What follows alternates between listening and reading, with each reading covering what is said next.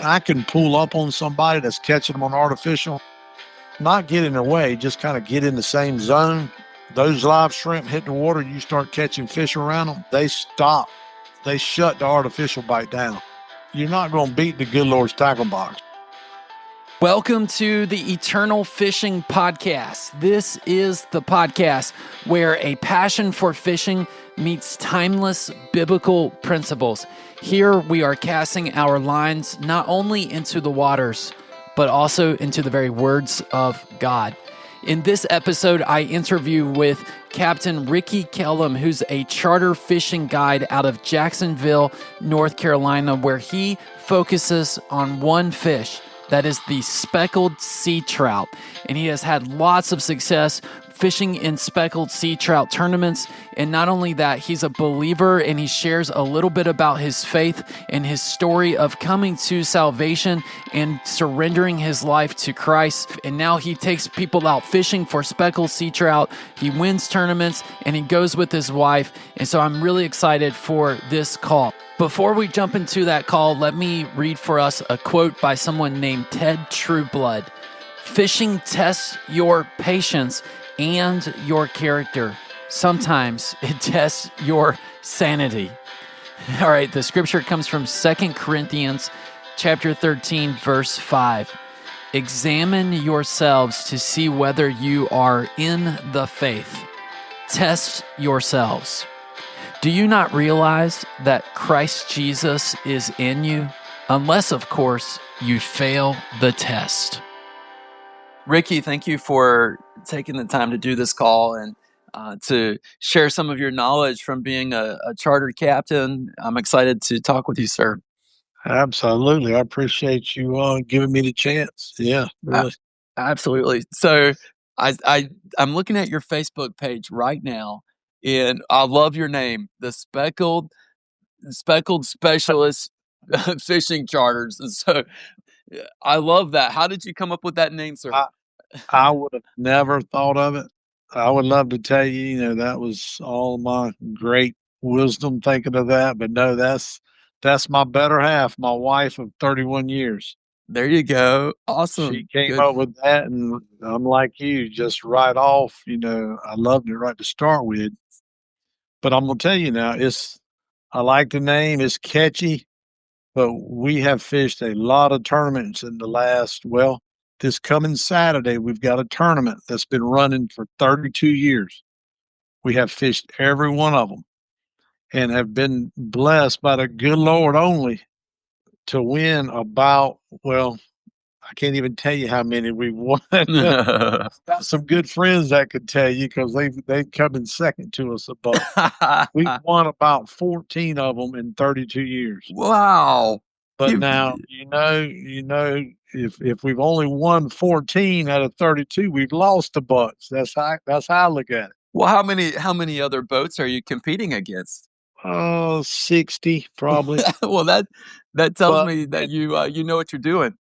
And look, not to brag at all. I'm gonna give all the credit to the good Lord. I mean, granted, you got to put in the work, which we do, but you got to be blessed also. And I'll even give the losses to the Lord because He's used that to humble me through the years. Because starting out, I wasn't saved, number one, and fishing was kind of it was number one. You want to beat the guys, you want to be the best at fishing, but that's kind of all I wanted to be the best at. I didn't. I'm gonna be honest with you. I didn't. The Lord was nowhere to be found early on in my fishing career. Well, what changed for you? How did you end up finding the Lord? Well, I met let me not jump too far ahead. My first girlfriend, fiance, we were real close to getting married. I'll never forget. I had a cousin. We'd take off fishing on Friday, when we got off work, and we fished Friday night, Saturday night, and if it was good, Sunday night, and we were back ready to go to work Monday. And girlfriend kind of got tired of that, and my cousin was with me. We were always together, first cousin, and she just out of the blue said, "You love fishing more than you love me." And my cousin looked at her and said, "Well, sure he does." That kind of done away with that relationship because I didn't really say anything. Yeah. But on a serious note, later on, many years down the road, met a new lady. That's my wife now, and if I wanted to see her, I had to at least go to church on Sunday. Ah. So, I was going to church to start with for the wrong reasons, only to keep her happy and to keep her father happy because she was the only child. Her dad was a state trooper at the time, but a good God fearing man. I mean, just a good guy. But Yeah.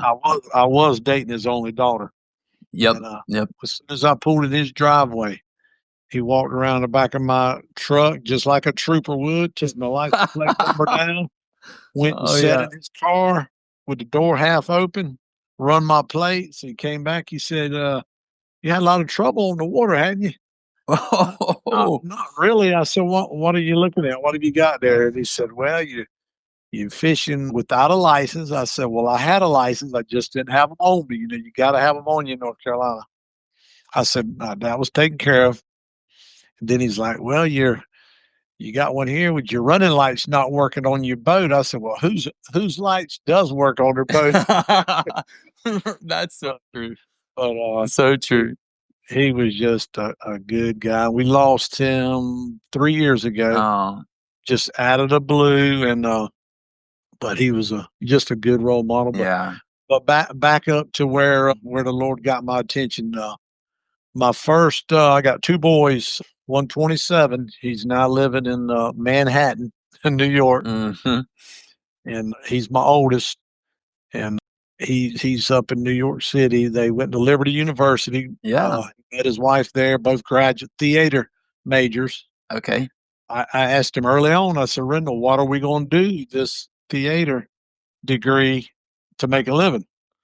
And he's wishing he would have listened a little more now, which I didn't want to ruin nobody's dreams Sure. because he is good at what he does. As a matter of fact, I want you to, when you get a chance to, if you listen to much Spotify, Sure. his name is Rendell, Rendel Kellum, Kellum, and he's got some albums, some songs on Spotify. Okay. Good Christian music. He wrote it all and play all the instruments. So, Very good. but early on, I had Rendell. I wasn't saved at the time when we had our first child, and I don't know how old he was. He was probably one, just old enough to start walking. We were building the house in the process, and I've done a lot to the house that I could, as far as building and just putting the water heater in, brand new water heater. It leaked from day one. So what do? You put a bucket under there and catch the drips till you could Right. get. It was just a pop off valve, no big deal. Well, Becky, my wife, was starting to leave me alone with him and go out and do things. She was starting to trust me at about 12 months, to Mhm. babysit by Right. myself. Right. We were outside working in the garage, and I got missing him for just a second. You know how it is with kids. Sure. And come back to the garage. Well, he had fallen off the steps head first in that 5-gallon bucket of water. Well, All I saw was his legs twitching in the air. Grabbed him.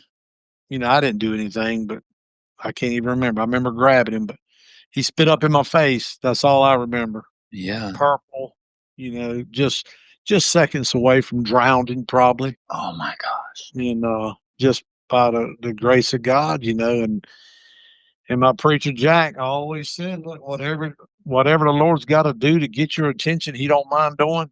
Man. Well, that's what it took for me because I was showing up for church. Didn't even think about Sunday school, but I was showing up for church if the fish weren't biting. I would go Sunday morning and try to make it back. Right. Would come in late, leave early, just as soon as the preacher said amen for the last prayer, I was going out the door. But Man.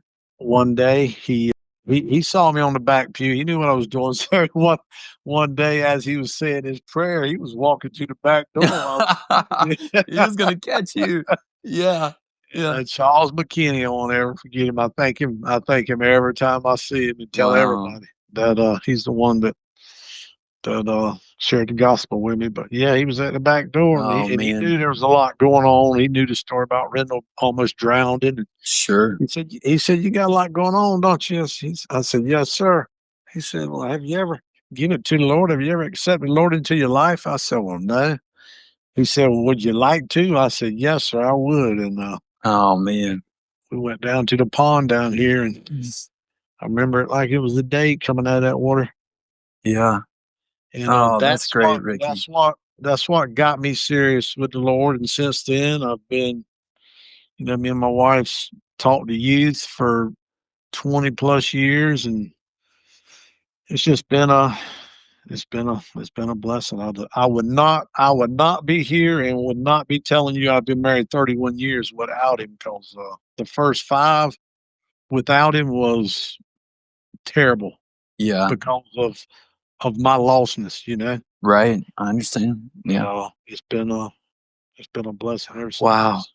Wow. Wow. That's what a story. What a Yeah, story. now that got way off of fishing, but that is, Well, it's interesting to me how fishing and life sometimes intersect, and so oh does yeah, our faith in terms of all of the lessons that we learn on the water, and so much to be learned out there. oh, And if so, if you can't see God, like in the morning, I had a guy ask mm, me, what time you want to go fishing in the morning? I said, man, I go before daylight every time I go, or I don't want to go. If I can't see the sunrise, ah, I don't want to go. yeah, yeah, Sometimes that first hour of daylight is your best. I mean, you can make your day in that first hour. I do 5-hour trips, sure, and you can make your whole day in that first hour. You put somebody on a trophy size speckled trout, and right, just one fish will make a lot of them's day. I mean, it will mine.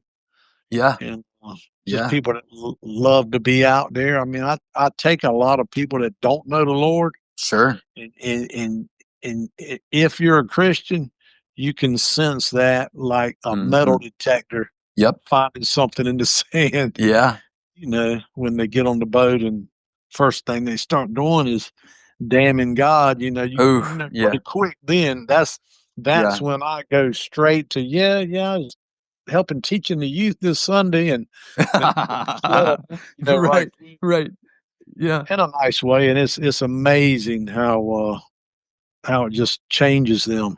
yeah, And I'm sure they're putting on an act for me, but that's all right. sure. But they know where you stand. Absolutely, absolutely. No So, fishing. from your name, it sounds like you really do specialize in speckled sea trout. Is that a fair statement? Or I don't want to Oh assume that. yeah, no, that's a lot of people. They think that's all I fish for, and that is my passion, and Okay.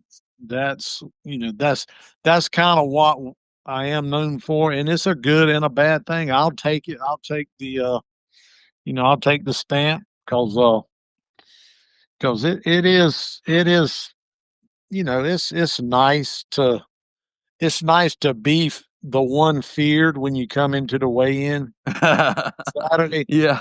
Yeah. I mean, I use it. Used to, it bothered me when I didn't win. Sure. I mean, it bothered me bad. I mean, I didn't get over it for a long time. But now, me and my wife, she's been my tournament partner the last 3 or 4 years. And she said last year she would fish with me again this year if I promised not to be so mean to her. What do you mean, like Uh, telling her how to do it? well, no, when I, especially during the tournaments, I usually fish with my brother and my uncle, because we can really talk hard to each other. Right. Like if you mess up, I'm calling you out on it. Okay. There's not going to be no sugarcoat. Right. You're out to We win. can't Yeah. we can't be missing any fish tournament day, especially for stupid stuff. And my wife, she, she don't fish that much. She's pretty good not to go no more than she does. Right. But the first 10 seconds into our trip last year, she breaks her rod. Oh my goodness. Yeah. I'm like, I fished, I don't know how many years I've not broke a rod, but I grabbed it. I put it in the locker box. I grabbed another one. I said, "Beck, we got 10 more rods. Don't worry about that one. Just do not break another one." Yeah. She done. She pulled a line down. She had the hook hooked in the little keeper. Well, she pulled the line down to relieve the pressure off the hook instead of flipping the bell, letting the slack Right. out. Right. And rod tip can't bend but so far. Right. That's right. Yeah. But no, it's like I said, it's been a blessing because we've had some years that and it's those years the Lord humbled us. I told my uncle and my brother that Friday before tournament that we had this one. This one was already won. I was on some real good fish. The weather was going to stay the same. It was ours to win. Mm. That morning, believe it or not, the weatherman was wrong. The wind was not calm and variable. It was blowing like 25 out of the northeast. Oof. Which is terrible for where I wanted to be. But I went there anyway. It was right at the mouth of New River Inlet, Topsail Beach. And we were fishing about 4-foot whitecaps right at the mouth of the ocean. Every other one was breaking over the bow of the boat. Wow. Oh, man. And we didn't catch a fish that day. And we came into the weigh-in because that's where our truck and trailer was at. And I said, we're going to come up to these docks right at the last minute, and we're going to make them think we got some nice fish. But we eased right on by the way, and everybody was there waiting. And we went right to the dock and loaded up our boat, came home. Oh my goodness. I So had to hear it for like a month, but do you catch sea trout year round or? oh yeah, Yeah, year round. It gets challenging, and that's kind of what I like about it. Everybody used to think, the water temps had to be cold, and you'll still hear that. Water's got to be 55 degrees. I guess they just think the trout appear when the water gets cold. Right. In some places they do. Some places they just aren't there until the water gets cold, but they're somewhere all the time. You know what I mean? Right. Just got to know where to look, and I'll give that credit to my dad. My dad that was his favorite fish, and I'm sitting in my little, we call it the fish room now. I'm sitting here now. I got his trout where I got to look at it every day because he's got one that's 11 pound, 10 ounces. My biggest one's 10 pound, 8 ounces. Oh, man. Just shy of him, actually longer than his. I'll when I see him in heaven, I will tell him that. It's got one longer. Oh man, that's great. But he was probably the best in his time that that there was, and I still hear that from a lot of his old friends. I love talking to them because they're in their late 80s, 90s. Yeah. First thing they tell me, say, "Yeah, you're good, but you'll never be as good as your dad." As your dad, yeah. Like, you're right. I said, "Look, he's got one, 11 pound, 10 ounces." I said, "Right now, he's got me." So you're right. It's a massive trout. Oh my goodness. Well, so I wanted to know, you kind of just if you were able or willing to share, if someone's going out on the water in the fall, say right now, it's early November. How does someone find trout and how do you catch them? Well, here's kind of, my wife is like, "I don't know how you get any trips. You sound like you don't even want to take them." But I've been doing it for over 20 some years. So when somebody calls to want to book a trip or even ask for advice, I'll ask them. I said, "How often do you fish? Are you a fair fisherman?" Because you need to know that. Because right now, here's like the guy going in the morning. He's he's a pretty good fisherman. I know him. I fished with him before. He wants to do all artificial lures. Like fake shrimp, fake Yeah. mint. It's Yeah. it's like bass fishing. And And I'll have some call that said, look, we're just kind of getting into it. I'm taking my grandkids, just trying to learn how to fish. And I'll ask them, I said, do you mind using live bait? Because if you lose, like Saturday in my tournament that I'm going to fish, guess what I'm using? I There'll guess be no artificial rods on my boat. It's all live all shrimp live. Okay. because it's allowed in the tournament and it cannot be beat. It just in Really? the 31 years of our tournament we've had in Swansboro, it's been won one time on artificial bait in 31 years. So the live bait outshines the artificial Oh, lures. absolutely. I tell everybody, I said, you're not gonna beat the good Lord's tackle box. You just can't do it. I like that. That's great. You can try it, and I used to try it. What we used to do, we used to try to do both. My brother was like, well, I'm gonna throw artificial. We'll see which one works best. And we're like, now when we get on the boat, no, we don't. We're not asking that stupid question. We know which one's gonna win, and that's how it's gonna be. So me and my wife's gonna be fishing 6 rods between us. Okay. Be fishing maybe 2. The other 4 is gonna be mine. She can't. So She don't know what to look for. You really got to be watching the lines. It's controlled chaos is what it is. But Saturday, we're looking for paychecks. All we're looking for. okay. We're looking for a plastic trophy, which we don't care nothing about. Go And get a that paycheck. But no, I wanna beat my friends is what I want to be, and Sure. they want to beat me. So you're fishing that many rods at one time. I guess that means Yeah. you're fishing bobbers, right? Oh yeah. Okay. And then are you doing the popping corks And or so, well, I do not. I've done very little bit of that, but where I'm fishing at, usually the popping cork's done in like 3 to 5 foot of water. uh-huh. I'm going to be fishing 20 plus. Really? Okay. I'm going to be in some real deep creeks So you're because doing a what a it's a slip slip cork. cork. Yep. It's a slip cork. Yep. And I'm going to be fishing where a lot of big fishes come from, and we're going to go there and we're going to die there. We're either going to do real good or real bad. There's not going to be an in between. So you have some deep creeks that you drop your bait down. What do you do? At middle of the column at 10 feet I'll or usually start if it's 20 foot. I'm fishing probably 15 at least.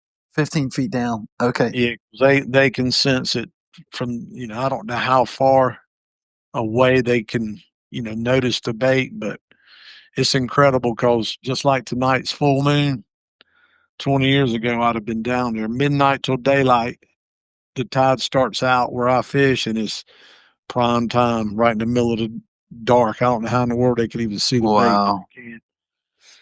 But yeah, that's what we're going to be doing. And you call me Sunday afternoon. I'll give you a tournament update. Yeah. I'd love to have the tournament update. That'd be great. It's going to be real interesting. But I've got we'll have about 60 boats Saturday, but I've only got like 5 that I'm worried about. Okay. I tell everybody it's kind of like NASCAR. You know who the top 5 is going to be Right. about every race. Granted, somebody will luck up possibly, but usually it's the guys that put in the time and the work. Right. Right. I'm not going looking for them Saturday. I'm going to them. You know That's the where they're at. Yeah. yeah, and that's because I get 5 days a week to do it. I Right. don't fish it Right. all. I haven't fished all on Sundays since the Lord saved my sorry tail. Yeah, I'll have people Keep that the Lord's Day. Yeah. all the time calling me, wanting me to go fishing on Sunday because that's the only day they have off. I said, sir, that's the only day I have off. Right. Right. And I'll share a quick story with you if you got time. Yeah, of course.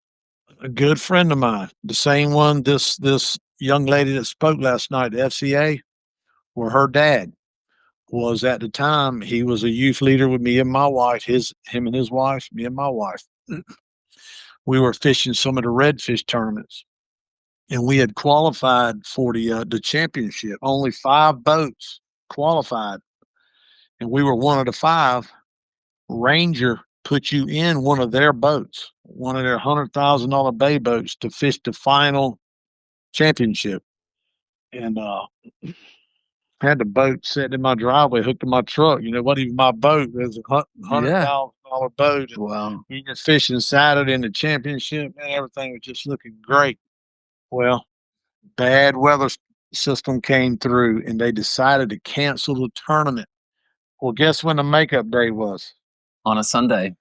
Son, and we just our last youth service was, you know, putting God before everything, you know. Oh man. And called up my buddy. I said, Derek, I said, you know we can't fish that tournament Sunday, don't you? He said, yeah, I know. I said, well, let's talk to the tournament director and see if the tournament started at, I think, 7 or 8 that morning, but it wasn't over till 5. Right. I said, let's talk to him, see if he'll let us enter it after church. Wow. So he said, yeah. He said, y'all don't stand a chance. I said, well, man, that's all right. We'll let that work itself out. I said, we want to fish. You know, we made it. We hate not to be able to fish, and it's after church, so there ain't no problem with that. So I show up to church with that 24-foot Ranger boat behind the truck. You know, they treated me real good and told him the story. He said, yeah. He said, I'm proud of y'all. I said, well, yeah. There's no way we could go there and preach it to the youth And then not live it. No. Yeah. I mean, that would have been, them kids would have never forgot that. Right.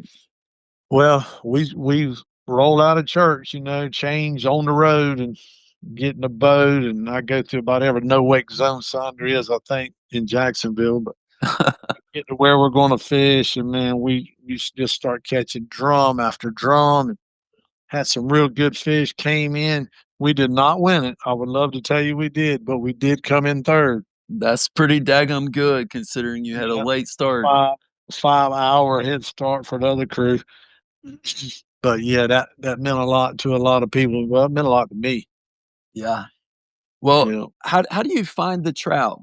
You know, when you're out in the water, say like, so for instance, I'm planning to go this weekend on Saturday, and I'm down here in Charleston, Watermalal Island, Johns Island area. Right. And so, like, what do you even do? You know, like, and so we're starting off, it's going to be a high tide when we start off in the morning. And I know that the fishing, at least it seems from what I've learned, is always better at low tide. But where would you advise someone like myself to even begin? I fished Georgetown before. That's just, sure. You know, I fished that, and we I'm trying to think of, is it Winyan Bay? Winya Bay. That's right. We fished those islands. Yeah. Had some real awesome. I got a friend of mine, and he's a flounder fanatic like I am trout. Yeah. And I was staying in Paula's Island. I said, man, let's meet up and let's go catch a trout. He said, well, we'll go fish for trout until the tide gets right. Then we're going flounder fishing. Yeah. So we get there and we're popping trout on topwater, right? Yeah. Just killing them, trout and reds. Well, he looks at his watch and says, man, tide's right at the inlet. We got to go. I said, we're going to leave these trout to go catch a stupid flounder. He's like, yes. But that's where I would be. You know, you're probably not, I don't know how far away that is from you, but that's. Yeah. Winya Bay is probably about almost an hour north from me. Yeah. See, and that's down your way. Tide's not even a deal for me. Really? Our tide may fall 6 inches tomorrow. Yours sometimes is 6-7 foot, right? It's just going to be a 7-foot tide this weekend. Yeah. I don't know if you follow or know Jamie Huff. I don't know, but he fishes. He's a guide, and I think he's the Redfish Mafia is what. He's a good dude. I don't know that he just has. I don't know if he knows the Lord or not. Just by, you know how it is. You can tell. The brother charters every Sunday, so right. I'm not saying you can't charter on Sunday and know the Lord. But anyway, that's Sure. between him and the Lord. But Yeah. Yeah. his actions don't show that. And he Yeah. does a lot. He does a lot of good works, and he's a good fella. Right. But and I thank the So, Lord of it. so you would you say at a high tide go way up into the mount into the creeks or go out towards the bigger Yeah, water or I mean, you do know the area a little bit. You're fishing, right? You know when to get out of there. As far well, as this will be my first time fishing at this particular location. So that's the only scary thing about down there. I got friends that go down there and fish tournaments, and they'll call me and say, "Man, we're high and dry, and tide's oh not going to be in for 5 hours." yeah, And I just can't relate to that because I've never fished down there. right. Uh, I know Jamie. He likes the. I think where he was at this morning. Well, he pretty much told his charter that it was going to be a tough day right off the bat. Oh, okay. See, I never had to tell my people that because I can always go, just because the tide doesn't matter to me. I Right. don't care if it's running in or out. I do like it kind of moving, Sure. but yeah, that would be tough. I would just be making stuff up, telling you. Here, what I would do with somebody that don't know the area, I'm like, man, make sure your trolling motor's charged up Yep. and just cover a lot of ground Yeah. in creeks because our fish are kind of peppered everywhere. I Right. can't tell you that they're going to be here, they're going to be there. You probably have places like that. On high tide, they're going to be here. On low tide, they're going to be here. Right. Right.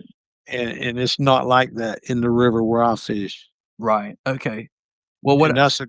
that's a good and bad thing because where I'm gonna fish that Saturday, the fish may be 1,000 yards from me, and it's gonna be the weather's gonna be beautiful Saturday, and the boat traffic's gonna be terrible. Mm, So I'm gonna have to get somewhere and just kind of hunker down and just right. hang in there. That's what you got to do Saturday. Yeah. Okay. Yeah, my plan right now is to go up in the creeks within reason at high tide and try to Yeah, find some structure like oysters or yeah. something that might attract them. And And and I'd be throwing topwater, for sure. Topwater bait. You ever do much topwater fishing? no, not really. Only for largemouth bass, but not Oh, for. it's the same exact way. Yeah, if you've never fished topwater for trout, that's my buddy that does real good in Charleston, and I wish I knew where I could tell you to fish, but he's in some real skinny water Yeah. because he's got like, is it called a enu? It's like a kayak Oh yeah. canoe with a little outboard motor on it, How cool. but he's got it so he can get into these little ditches, these Yeah. little canals. But he's throwing the big pink skitter walks, what it's called. Okay. Walks the dog back and forth, Yeah. and that's all he throws. Whenever he comes with me, it can be 30 degrees that he's throwing it, and I'll Okay. make fun of him, and he'll catch a fish. But your water temp should be kind of similar to ours, in the 60s, Yeah. in the 50s, low 60s, and that's top water time. And that's what I'll be throwing, Okay. especially first morning if it's not real bad windy, and I don't think it's going to be. No, I think it'll be maybe 4 or 5 in the morning, 4 or 5 mile an hour in the morning, And something like then I, that. I don't know if you're familiar with the slick bait. Mm-mm. No. Yeah, if you go to Pure Pure Pure Flats, that's the name of the company that makes the slick bait. It's primarily all I throw now, just because it's we caught 30 yesterday on it. Okay. Fixed up one right after another. He's got this is the big slick. It's a 5-inch bait, kind of a big. Well, it looks big, but it's not when it's down the throat of a 5-pound trial. Right. And he's got a slick junior. It's like a 3-inch, and it's just as deadly. You rig it on a jig head, just like a grub of any kind. Oh yeah. I, And I'll send you. I'll text you the information on your number okay. here. But Yeah. that's Perfect. good bait for where you're at. There's a lot of guys in Charleston using that And bait. just throwing that on like a jig head. The big slick, you can rig it weedless if you're going to be fishing like some you mentioned oyster beds. Right. I might wood rig it weedless. Okay. You can throw it kind of anywhere. If you're up in flooded grass like you Right. may be, Right.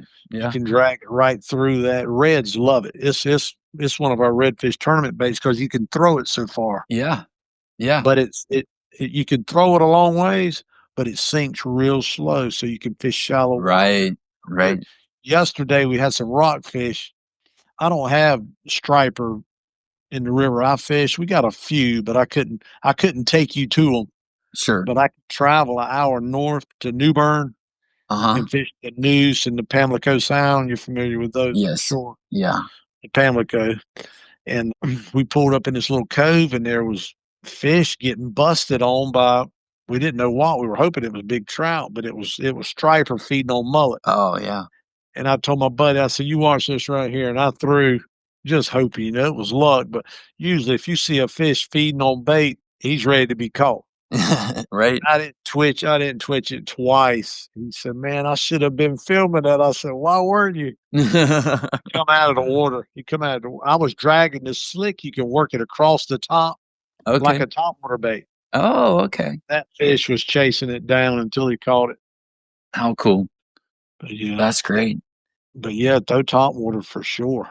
Yeah, so that's I did an interview with a guide here in Charleston not too long ago who really goes after redfish. He says that's kind of his I guess his money making fish, right, with clients. And so he was saying he loves to get out and start early in the morning, before the sun comes up and throw top water. That's That's his that's his favorite. And so I was thinking something like that for my plan as well. Maybe kind of get up into some creeks and start throwing top water early as the sun's coming up, and then from there, I'm still forming my plan, but thinking maybe go to like a popping cork or a suspended cork method. Now, I'm a little surprised, and I guess I shouldn't be, that the live bait is the really the best way to catch fish. For some reason, I was thinking an artificial shrimp might stand out amongst all the other bait that's available. But yeah. it makes a lot of sense that they would go after the natural, real thing. Oh yeah, yeah. We like to eat them. I do a lot of cooking here in my little room for Yeah, his family and friends at church, and sure. anyway, so I clean a lot of fish. Yeah, So you see what their diet is. right. And right now, this time of year, when you cut one of them open, he's got 3 or 4 shrimp in his stomach, and I caught him on a shrimp. So Right. he's got 3 or 4 in his stomach and still eating mine. I think they hit him. I think they eat them just to kill them. Really? Just because they know how good they are, and they got to go on them. Just instinct drives them to it. Because here, this is what'll make you a believer. It's what did it to me. All my dad used to throw was artificial, so naturally that's all I fished with. I thought if the fish were there, I could catch them. Well, some guys rolled up on me one day, my home turf, and all they had was cork rods in their Uh-huh. rod hole. I'm like, what are these guys fishing for? We don't have any brim up here, freshwater. Right, right, sure. I was like, man, we're new to the area. You mind telling us where we could catch a trout at? And I hadn't had a bite all morning. I'm like, yeah, man, the tide's getting right. I said, if y'all will back up about 1,000 yards out of my way. I didn't tell them that, Right. but I'm thinking it. I said, if you'll back up, about 1,000 yards, you'll be at a good spot. And they did. And next thing I know, they got all 3 rods bent over. Oh, how about that? And after about an hour of watching that, they come back up there to me. I'm still, waiting for them to start biting on my artificial. And and it was a 10 fish limit at the time. They had their 30. Man. The guy said, "Man, we appreciate the help. You want some of these live shrimp? We got more than we need." I'm like, "No, man, I'm good." Yeah. And from that day forward, me and my wife, before we were married, our date night was driving an hour to Morehead City buying live shrimp and bringing them back home. And that's Yeah. what got me started using them. Because Okay. look, I can pull up on somebody that's catching them on artificial, not get in their way, just kind of get in the same zone. Right. Those live shrimp hit the water, you start catching fish around them, they stop. they shut the artificial bite down. No kidding. Yes. And it's hard to believe until you witness it, but it will. Now, do you hook the shrimp in the head or the tail? No, I hook it under the head, and that's another funny story. I took a young guy from Florida, and he saw me hooking the shrimp, and he said, "Whoa, man, I'll hook my own shrimp." He said, "You're hooking them wrong." Yeah. I looked at an old man that I take all the time. I said, I said, "Mr. Paul," I said, "this guy says we're hooking our shrimp wrong." He said, "Well, that's the first time I ever heard that in 40-some years." The old man said, "Son, you hook your shrimp the way you want to, and we'll hook ours the way we want to." Yeah. The young guy from Florida, you know what he was doing? Biting the tail off and hooking them in the back. Uh-huh. Yeah. And Mr. Paul, he was hooking them under the head. You know, he put him out there. The old shrimp swims just like he naturally does. You know, Right. granted, when one's fleeing a predator, yeah, he's kicking backwards. But when he's not being chased, he's going forward. That shrimp is. Right. Right. And when a trout strikes them, I don't know about any other fish, but I know for a fact when a trout strikes a shrimp, it's head first Interesting. Okay. because the trout knows that shrimp's got a horn on his head, and that's the first thing he wants to crush because it digests a little bit better. Right. Can you imagine trying to eat that horn that's got barbs on it?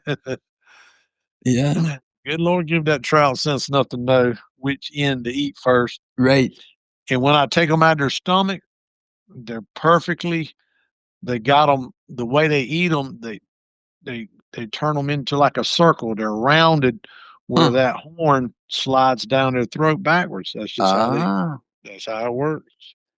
Now, when you say you hook them under the head, are you saying like the top part of their head, but a little bit further back, or You know the horn on top of their head. If right? you've ever Yep. stuck with it, you know it. Oh yeah. Oh You yeah. go under that bone just as shallow because that's the toughest part on him. Okay. That's where you hook him at because when you cast him, he'll hardly ever come off if you hook him under that bone. Okay. Real thin. I'm using a number 4 3X treble hook, Eagle Claw. Real cheap. I mean, it's a good hook, but it's inexpensive. I ain't gonna say cheap because I've caught 40-pound drum with it. And you use a treble hook. Yes, I do. And I'm not. I think y'all still can in South Carolina. I think they're talking about banning it here, but hardly ever do I kill a fish with it. As far as gut hooking one, hardly ever do I kill a fish with a treble hook. You hear all the stories, and granted, if you give the rod to somebody and they're not paying attention, the cork goes down and stays down for 10 seconds before they notice it. Right. Then maybe you might have a trout swallow it. But if you're paying attention, you're Right. not. It's going to be right up in the top of the roof of his head where you want it. Yep. Especially Saturday, that's where I want Yeah. Okay. it.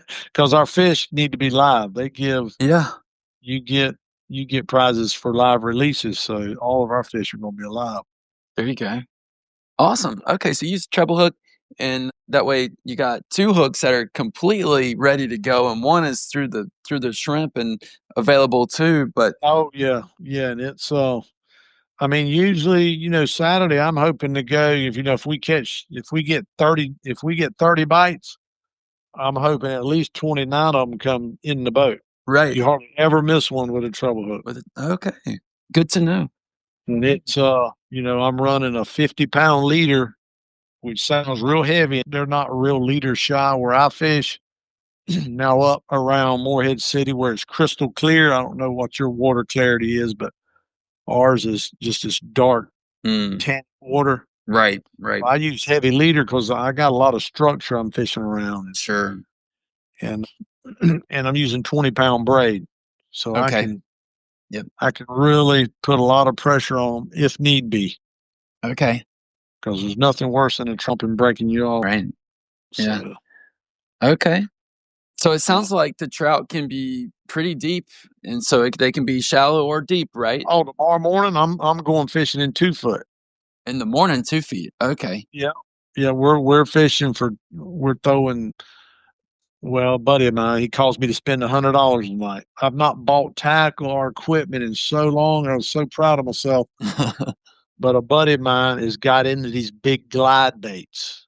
Oh, You familiar with the glide baits? I'm The not. No. bass guys are fishing them. Oh, like They're the big swim bait, those big swim yes, baits. Yeah. yes. My buddy's got one that sounds like a helicopter crashed in the water when you throw it. Right, right. But this morning he sent me pictures. I wouldn't have believed it. He sent me videos. He's catching. Well, he caught a 24-inch trout, a 32-inch redfish on this crazy glide bait. He said, "Man, I caught 6 nice trout and that redfish on it in like 30 minutes." He said they are absolutely crushing it. So what I do, I go to Academy Sports about an hour ago, Yeah. and I bought 2 of them, $16 a piece. Whew. Don't lose that one. but Yeah. uh, but yeah, we got some real good creeks right now that's holding some nice fish. Yeah. So Awesome. yeah, you can't, don't let anybody tell you, yeah, you got to be, 4 or 5 foot of water. I catch them in 30 foot. You're gonna catch them where they're at, and Right, right. and So I don't if you're new to a body of water, do you spend some time just kind of cruising around, shooting sonar, or do you have maybe a different strategy where you kind of just have a sense that you think they might be in a certain location? And if so, what do you look for to well, get I'm gonna tell started? you that is the question right there. I got a good friend of mine that owned a tackle store. One of our favorites is it was Noose River Bait and Tackle in Bayboro, North Carolina, way down east, real poor community area. But he opened up this little store, and we got talking one day, and the Piggly Wiggly. We got Piggly Wiggly grocery stores here. I don't know if you have. I think you have some maybe in South Carolina. I know I This, did growing up in yeah. Florence Well, area. the one in his area was closing down, and he talked to me about it. He said, "Man, I'm thinking about buying that." He said, "I can't afford it, but I got a guy who's going to loan me the money." This is a good guy. He was God fearing, just a real good businessman. Sure. I said, Todd, I said, man, you can do it. I said, there ain't many people that can pull it off. I said, but you can. And he said, man, I'm gonna do it. And man, he opens up this giant tackle store, sells Wow. kayaks, installs electronic trolling motor. Wow. Well, COVID hit. It about killed me. I couldn't believe it. I missed a whole month of July. Oh, wow. I weren't going to the doctor. I'm like, all the youth, I got it at youth camp. I said, the youth are beating it, and I still think I'm a youth. I'm almost 60. Right. I said, they got over it. I'm going to get over it. Well, I thank the Lord. I got a good friend from a charter, emergency room doctor. He would check on me every morning. What's your oxygen level? What's this? What's that? Yeah. And I would lie to him. I said, yeah, I'm about 95. It was 82 before I finally waved the white flag. My oxygen was down to 82. And he said, man, if you'll come on to New Bern now, I'll have you a room and take care of you. And luckily, my lungs were in bad shape, but I think I'm 100% now. But anyway, my good friend Todd that owned the store, he got COVID right after I did. Put him on a ventilator and he died. Oh, no. Well, we had a this is the 4th year we've had a fundraising tournament for him and his family. We got his young boy. We're trying to send him to college, and Wow. 3 years we've already raised like 25 grand, Oh, that's great. and he's 12, so it's looking pretty good. But I went, I don't fish down there. It's 2 hours from home. I just don't go down there. Well, me and my wife, we went down there and got a little cabin down there and stayed 2 days. And I went down there and was determined to learn it a little bit. Right. You know, you you give somebody 2 days, and I fish day till dark. Right. You can learn a lot in 2 days.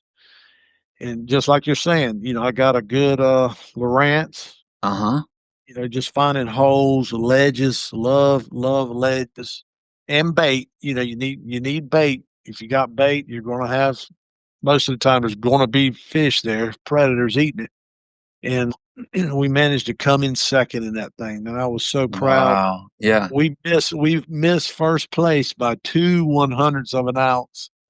That's how close. That's close. And That's real close. but that's all I did is I went there, and it helps to some people to talk to you, believe it or not. But a lot of Right. times around here, you mentioned speckled trout at my boat ramps. People are like, "Are you crazy?" I'm not telling you anything, Right. but a Yeah. lot of places, it's amazing how people will help you.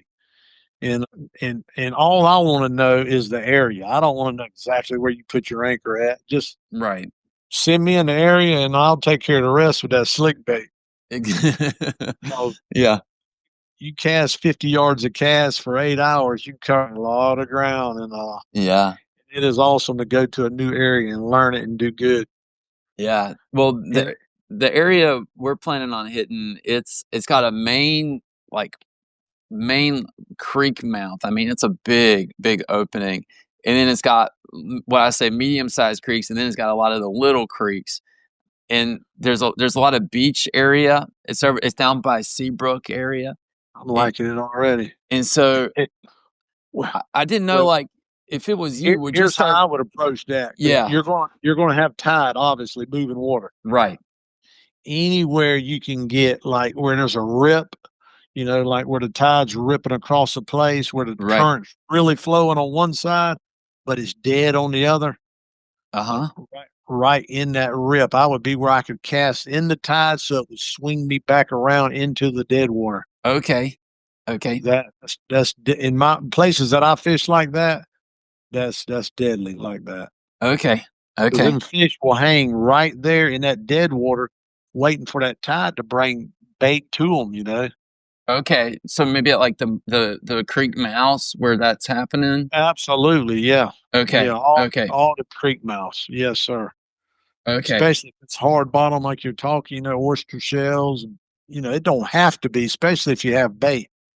Because I'll catch trout just in big bodies of open water, but the bait's there. Right. Right. Usually, if the bait's not there, they're not there. But Right. right now we have bait everywhere, so that's why our trout's kind of everywhere scattered. Right. As it gets Well, colder, things will compress a little bit. All the bait will kind of move up in our deep creeks where I'm actually fishing now. okay. Our fish transitioned early this year. I think mainly because of if we don't have much rain, our fish will move up the creeks early. Okay. So salinity, is good. I'm fishing 30 miles from the ocean, Yeah. and Yeah. our salinity it's real salty where I'm fishing at 30 miles from the ocean. Okay. I'll catch largemouth bass and speckled trout side by side. That's amazing. Yeah, That's that's amazing. yeah. My biggest problem Saturday is going to be 6 foot alligator gar. That's what I'm gonna have to deal with Saturday. You put Yeah, yeah. Oh my goodness. Okay. and an occasional gator swimming by. That's Yeah. what I got. That's what I got Yeah. Saturday. Yeah. Oh man. Well, yeah, this spot it's right at the ocean. I mean, it's right there. It's Sounds like you. yeah. Yeah. If you can think about it, when you text me, text me that area again so I can look on the map where it's at, so I Yeah, can I will. familiar with. And see, that's a lot what I do is I'll pull up, especially on Lawrence, because it shows you the depth of the creek, Right. and I'll look at that when I go a lot Yeah. before I go to a place, Yeah. especially in the wintertime. I want to know where the deep water's at. Okay. Okay. Yeah, That's good to know. you can That's really great. do your homework before you even go. Now, do you always buy your live bait or do you ever cast net for your own? No, I never buy live bait. Okay. No, Okay. you know how much our shrimp are? Yeah, they're a lot. Yeah. I spent probably 2 hours a day catching my shrimp for my tournament Saturday Okay. because they're not even available for us to buy. If you could buy them, they're $8 a dozen, and I'm Any gonna need I'm gonna need 20 dozen Saturday. any 'Cause tips on finding the shrimp? Do you just cast that oh up man, next to the that's banks or it's harder to find than the trout. right. Yeah, no, I'm in I'm in our deepest body of water where I'm catching mine. See, they're just about done for us, and I'm kind of gonna be glad when they're gone Right. because it adds 2 hours to my day because I'll have my bait caught before my charter shows up because I don't want to waste their time catching bait. Right. Right. When they get on the boat, I got a live well full of shrimp. We're gone. Sure. Yeah. Because I catch my bait the day before the trip. So, Yep. I probably got 30 dozen in a barrel sunk on the bottom at a marina that I put in at. Okay. I see that. Okay. Nobody steals them. Yeah. Uh, but yeah, I'm catching mine in 32 foot of water with a 10 foot cast net. It's all you can do to cast it and pull it in. Right. Okay. Super heavy. Yep. So But they're deep. They're the shrimp are in the deep yeah, water, it sounds like. yeah. When I got down there today, guys were like, "Oh, you're wasting your time, man. Ain't no shrimp. Nobody's catching any." I'm like, "Yeah, I hear that every year." It's not your first rodeo.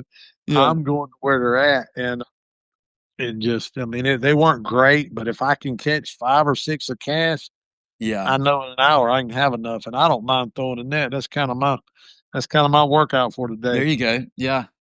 So I it turn sounds the like music. if we could find some deep holes that maybe in the center of a creek or something, maybe that's where to try to throw on them. Yeah, and I'm gonna tell you now, finger mullet, mud minnows, Yeah.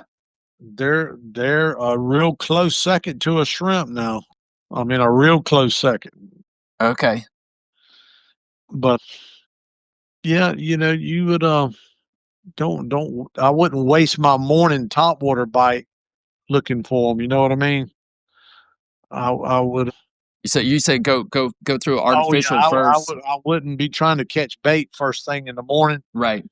Be topwater fishing in the same areas, throwing that topwater right in that rip in Yep. the current, bringing it back in that dead water. Oh man, Okay. I can Okay. visualize that topwater explosion now. Well, I'll if we catch fish, I'll have to send you some pictures of what we Yeah, do connected with. that. Yeah. I'll do the same. I'll do the same Saturday. My wife's gonna have a monster Saturday.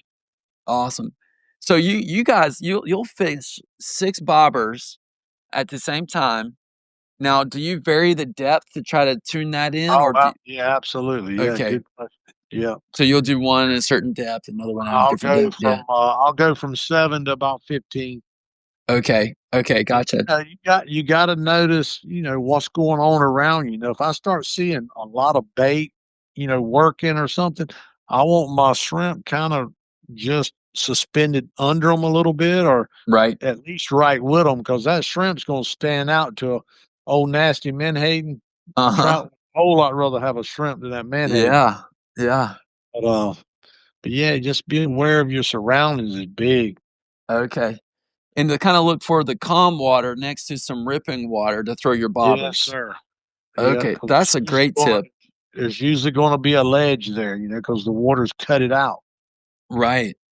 And then that's where you can throw some bobbers with your shrimp at varying depths, and Yep. then wait for the good stuff to happen. And that popping cork like you're talking about, I've used a voodoo shrimp, Uh-huh. not a lot, but I have used it, and, it impressed me how good it was. Okay. Good, good. You know? Sounds like some great tips there. So, yeah, thank you for sharing your knowledge on that. So, That's great.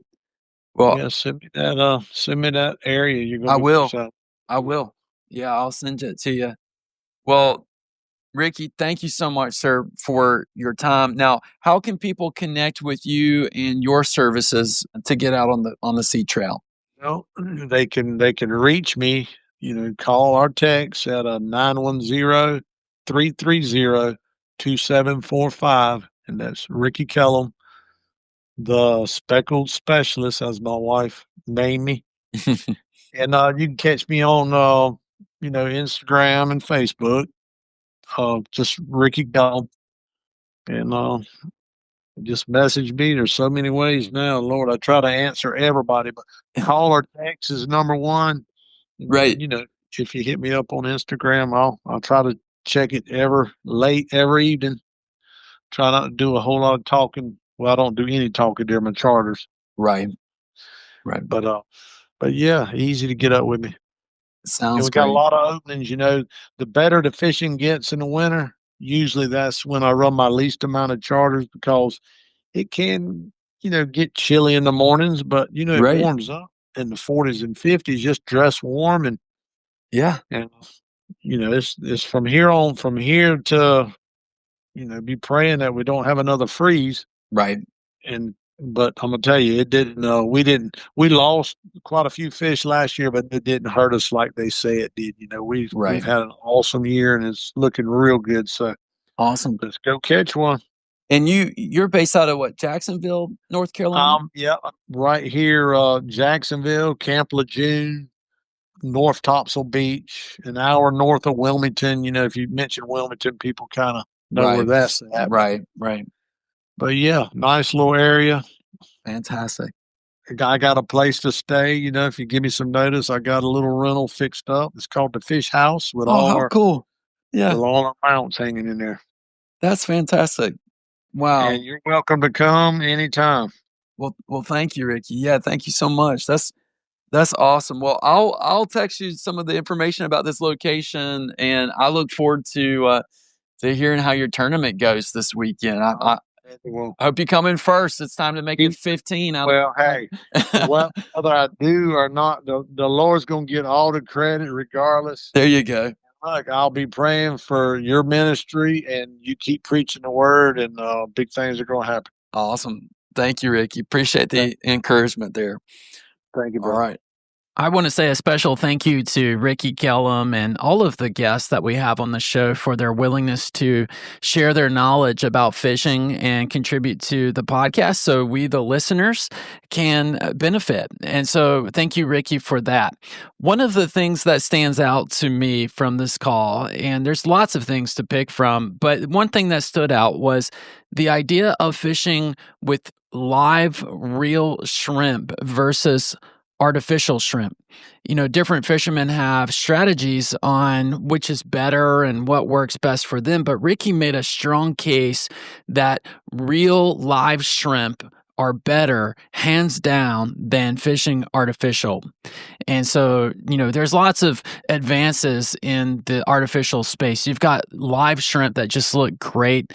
Gosh, there's been other shrimp that have been mentioned on the podcast, the prawn star and the voodoo shrimp, and there's all these great imitations that just do a great job. But Ricky makes the case that nothing compares, hands down, to using what he calls God's tackle box. So the real deal, the real live shrimp. And that has me thinking about faith and what it means to really be a follower of Christ. What does it mean to be a true believer? And the opposite of a true believer would be a false believer. How can someone be a false believer? This is what Matthew 7 has for us. This is what Jesus himself said. He said, "Not everyone who says to me, 'Lord, Lord,' will enter the kingdom of heaven, but only the one who does the will of my Father who is in heaven. Many will say to me on that day, 'Lord, Lord, did we not prophesy in your name, and in your name drive out demons, and in your name perform many miracles?'" Get this next part. He says, "Then I will tell them plainly, 'I never knew you. Away from me, you evil doers.'" Some things that stand out to me from this text is one is that there's a lot of people that are going to come to the Lord and say, "Lord, Lord, you should let us into heaven. Did we not do all of these things in your name?" And he's going to say to many people, "Away from me." This is what I would call a false believer. They're acting like they're a believer, meaning they're doing things as if they're believers. They're driving out demons. They're prophesying in his name. They've done even miracles in his name. And he says, "I never knew you." You see, the heart of a true believer is someone who actually knows Jesus, knows him as Lord and Savior, not just someone in the Bible that's good to know about and someone that we can learn from. Many people think of the Bible as a good book. It's a great resource. It's got moral truths. It gives guidance. And so does a lot of other books that you might find at Barnes and Noble or other bookstores. It's just another book in a sense. Maybe it's a very special book, but it's still just another special book. But a true believer views the words of God as words from God. in fact, John 1:1 says, in the beginning was the Word, and the Word was with God, and the Word was God. And so a true believer has a relationship with Jesus Christ, the very Word of God that was with God in the very beginning. In John 1:14 says he took on flesh and he walked amongst us. He walked amongst us as men, as mankind, as a man. And so to have a relationship with Jesus is what it means at the heart of being a true believer. You say, well, how do you have a relationship with Jesus? One is you learn about him and you want to know him better, just like you would any relationship. If you want to have a good relationship with someone, you spend time with them, you get to know them, you interact with them, you talk with them. And this is what Jesus wants us to do as well. Now, there's some important components to that. One is you talk with him, yes, as a friend, but also as your Lord, meaning he has control of your life, meaning if he in his word tells you to do something or not to do something or puts on your heart to go somewhere, you do those things because that's what he's called you to do. That's what he's telling you to do as Lord. And so many people can act like they're a true believer by their outward actions. They're doing things that are good, but their heart is not in it as a relationship with Jesus Christ as Lord. It's more of a, I'm doing it. Maybe sometimes people are falsely assured of salvation, meaning they think they're saved, but they're not. And they think that the way to get to heaven is somehow to earn it by doing good things. Giving money to the church, even coming to church, or giving things to the poor. There's this idea of I have done things, so shouldn't that earn my way into heaven? And maybe my good will somehow outweigh the bad, but that's not what the Bible says as the way to get to heaven. You can do all the good things, but still have one little bitty part of sin in your life, and you're not going to make it. None of us will make it. In fact, the Bible tells us that we all have fallen short of the glory of God. That means there's no way, there's no hope for us to enter heaven by our own works. And so with all of that being said, a true believer is authentic in every way, doesn't just look like it. There's lures out there that even smell like the fish that you're fishing with. The Gulp brand is a great example. You can have lures that are artificial, but they smell and even taste like the real thing. So the fish hangs on to that bait longer and you get more hookups and catches with those baits. But they're still not the real thing. I want to encourage everyone listening to just take a moment to test yourself, to ask the question, am I a true believer or am I a false believer? Or maybe some of you listening, you say, hey, I'm just listening for the fishing stuff. No problem. I think that's great. But I would like to encourage you and challenge you to think for a little bit, at least outside of the realm of fishing, and start thinking about your eternal state.